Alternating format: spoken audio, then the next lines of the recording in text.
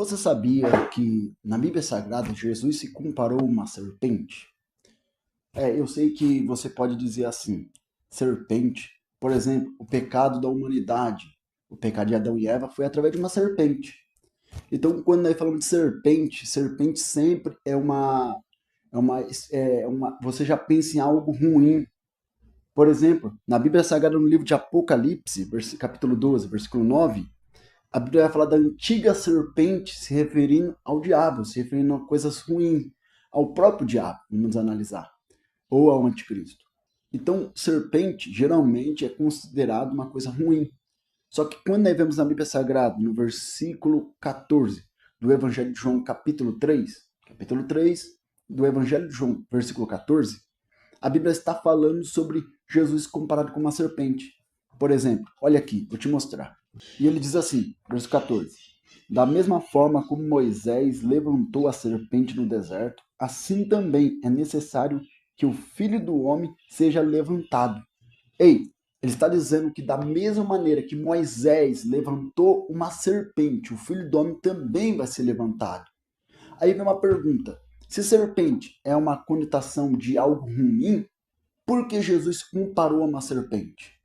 Calma, eu vou te explicar que esse versículo ele tem uma explicação e a explicação dele é bela, é linda. Jesus estava falando que lá no deserto, no tempo de Moisés, o povo de Israel passou no lugar onde tinha serpentes venenosas. E o próprio Deus falou para Moisés: Moisés, levante uma serpente de bronze em cima de um poste. Em cima de um poste. E quando as pessoas olhar para aquela serpente, for mordido por aquela cobra venenosa e olhar para a serpente, ela permanecerá viva. Quando falamos de algo de bronze na Bíblia Sagrada, bronze simboliza algo maldito, algo ruim, algo que vamos colocar como maldito, na palavra mais certa, maldito. Aí você pode falar, Jesus parecia maldito? Calma, calma. Olhe bem.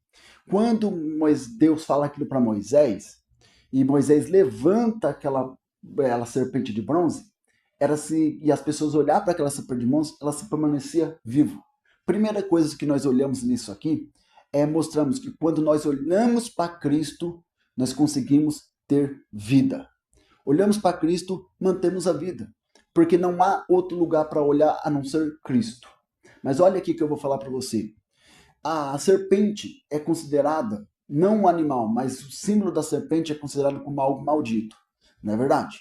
Só que a Bíblia diz, no livro de Gálatas, se você quiser a sua Bíblia diz, Gálatas capítulo 3, versículo 13, diz que Cristo se tornou maldito em vez de nós. Cristo se tornou maldito. Eu vou ler aqui para você. Olha aqui, olha o que está escrito.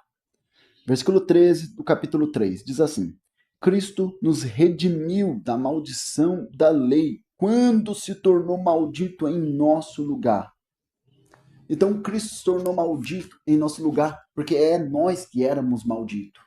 Ele se torna maldito em nosso lugar morrendo na cruz, porque quem morria na cruz naquele tempo era considerado maldito. Então ele se torna maldito em nosso lugar. Então entenda isso.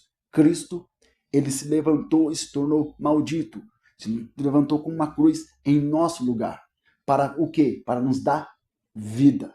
E por isso, quando nós lemos o Evangelho de João, o versículo 15 fala isso. O versículo 16 já vai dizer assim: Deus amou o mundo de tal maneira que deu seu Filho unigênito para amor daquele todo creia, não pereça, mas tenha a vida eterna.